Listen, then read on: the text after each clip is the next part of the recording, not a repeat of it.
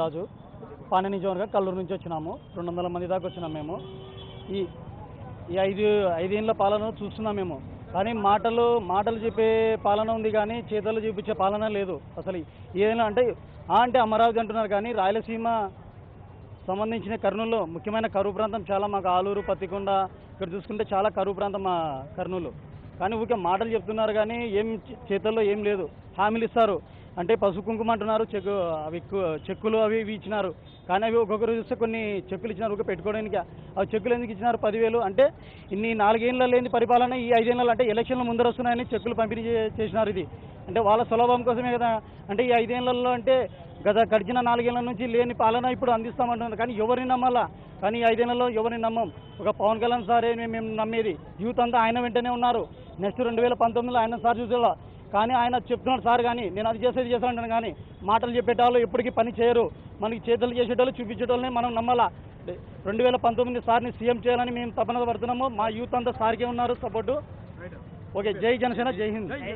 ఈ రాజు కానపల్లి నియోజకవర్గం నుంచి వచ్చినాము. 2014లో పవన్ కళ్యాణ్ గారి మద్దతుతో చంద్రబాబు నాయుడు గారు ముఖ్యమంత్రి అయ్యారు. దాదాపు 610 హామీలు ఇచ్చారు. కానీ ఇప్పటి వరకు ఈ జిల్లాలో దాదాపు 50 మండలాలు కరువు మండలాలుగా ప్రకటించారు. ఆ మండలాల్లో కూడా కరువు సహాయక చర్యలు చేపట్టలేదు.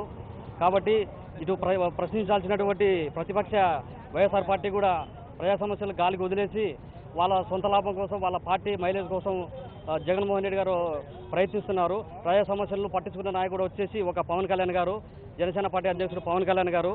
ఈ రాష్ట్రంలో బలమైన ప్రత్యామ్నాయం వచ్చేసి పవన్ కళ్యాణ్ గారు. 2019లో ఆయన ఖచ్చితంగా ముఖ్యమంత్రి అవుతారు. ప్రజల్లో ఆ మార్పు వస్తుంది. 2019లో జనసేన పార్టీ ప్రభంజనం సృష్టించిందని మేము తెలియజేసుకుంటున్నాం.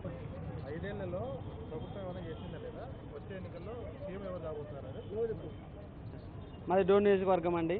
గత 2014లో సార్ ఆయనకు మద్దతు ఇచ్చారనే ఉద్దేశంతోనే, కేవలం ఆయన ఏదో ప్రభుత్వాన్ని చేసి ప్రజలకు ఆదరణ ఇస్తాడనే ఉద్దేశంతోనే కేవలం పవన్ కళ్యాణ్ గారి మద్దతును చూసి యువత యావత్ ఏపీ ప్రజానికం మొత్తం ఆయన మాటలను నమ్మి ఆయన చేస్తున్న ఉద్దేశంతో మద్దతుగా ఆయన సీఎం చేయడం జరిగింది. తప్పితే గత 5 సంవత్సరాలుగా రాయలసీమ జిల్లాలు ఎంత దారుణంగా ఉన్నాయో ప్రజానికానికి చాలా వరకు చూస్తూనే ఉన్నారు. కరువు సమస్య, నీటి సమస్య, దాదాపు పత్తికొండ, ఆలూరు నియోజకవర్గాల నుంచి ప్రతి సంవత్సరం 5,000 కుటుంబాలుగా పైగానే వలస వెళ్తున్నా ఇంతవరకు ప్రభుత్వం వారికి ఎటువంటి సాయం అందించే చర్యలు కూడా చేయట్లేదు. దీనికి పరిష్కారంగా ఇంత ప్రతిపక్ష నాయకుడు ఉన్నారు, ఆయన కనీసం చేయట్లేదు. ప్రతిపక్ష నాయకుడు చేయాల్సిన పనిని కేవలం ఒక సీఎం కూడా ప్రజా సమస్యల మీద పోరాటం చేయాలి. అటువంటిది పవన్ కళ్యాణ్ గారు వచ్చి ఈరోజు ప్రజా సమస్యల మీద పోరాటం చేస్తున్నారంటే దానికి యావత్ ఆంధ్రప్రదేశ్ మొత్తం దేశంలో కూడా ఆయనకు లేదా ఎటువంటి మద్దతు కూడా ప్రజానికంగా సమర్పిస్తుంది. మేము నంద్యాల నుంచి వచ్చినాము. నంద్యాల నియోజకవర్గం మాది. మేము పవన్ కళ్యాణ్ సార్ సిద్ధాంతాలు నచ్చి మేమందరం దూరం వచ్చినాము. మేము అన్ని పార్టీల మాదిరిగా మా కార్యకర్తలు ఎవరు డబ్బుతో కానీ మందుకు కానీ పాల్పడి ఇక్కడికి రాలేదు. అభిమానంతో వచ్చే వాళ్ళు ఎక్కువైపోయినారు మా పార్టీలో.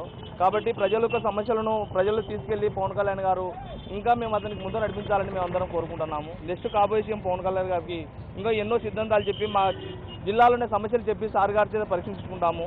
ఎందుకంటే ఒక ఎమ్మెల్యే, ఒక ఎంపీ, ఎవరు లేని మా పార్టీలో ఎన్నో పనులు చేసినాడు మా సారు. కాబట్టి అతను నమ్మి మేమందరం గురించి ముందుకు వెళ్తున్నాము. రాబోయే రోజుల్లో జనసేన విజయం సాధిస్తారని మేమందరం నమ్ముతూ నమ్మకంతో ముందరికి వెళ్తూ ప్రతి ఒక్కరి నుంచి తీసుకెళ్తామని సార్కి హామీ ఇస్తాం. సార్ మా జిల్లా నుంచి సందీప్ కుమార్, బరాంపల్లి నియోజకవర్గం నుంచి వచ్చానండి. నా పేరు నీలి ప్రభాకర్. 2014లో పవన్ కళ్యాణ్ గారు చంద్రబాబు నాయుడు గారికి సపోర్ట్ చేశారు. అప్పుడు ఆయన ఎన్నో హామీలు ఇచ్చారు. రైతులకు రుణమాఫీ అన్నారు, డ్వాక్రా మహిళల రుణమాఫీ అన్నారు. కానీ రైతు రుణమాఫీలు ఇంతవరకు కాలేదు. వారు ఏదో సంవత్సరానికి ఒకసారి, 2 ఏళ్ళకు ఒకసారి విడతల వారీగా వేస్తున్నారు. అది వాళ్ళ వడ్డీలకు చాలట్లేదు, రైతుల వడ్డీలకు. ఆ వడ్డీలు కట్టలేక చాలామంది రైతులు ఆత్మహత్యలు చేసుకుంటున్నారు. అదేవిధంగా 2019లో మా పవన్ కళ్యాణ్ గారు డైరెక్టుగా 175 స్థానాల్లో మేము పోటీ చేస్తాం, ఎటువంటి పొత్తులు లేకుండా ఓన్లీ వామపక్షాలతోనే కలిసి పోటీ చేస్తామని చెప్తున్నారు. కానీ వాటిపైన కూడా కొన్ని పేపర్లలో కుతంత్ర రాజకీయాలతో వార్తలు వేస్తున్నారు. కానీ ఇది నిజం కాదు. మేము 175 స్థానాల్లో పోటీ చేస్తామని మా పవన్ కళ్యాణ్ గారు చెప్పారు. కాబట్టి నెక్స్ట్ 2019లో పవన్ కళ్యాణ్ సీఎం అవుతారు. దానికి మా యువత కృషి చేస్తుందని ఈ సందర్భంగా తెలియజేస్తున్నాను. జై జనసేన, జై Pawan Kalyan. Hi, this is Siddhi Idnani and please do subscribe to New Waves. ఇలాంటి మరిన్ని మంచి వీడియోలు కావాలని కోరుకుంటున్నారా? అయితే పక్కనే ఉన్న గంట సింబల్ను క్లిక్ చేయండి. అలాగే సబ్స్క్రైబ్ చేయండి.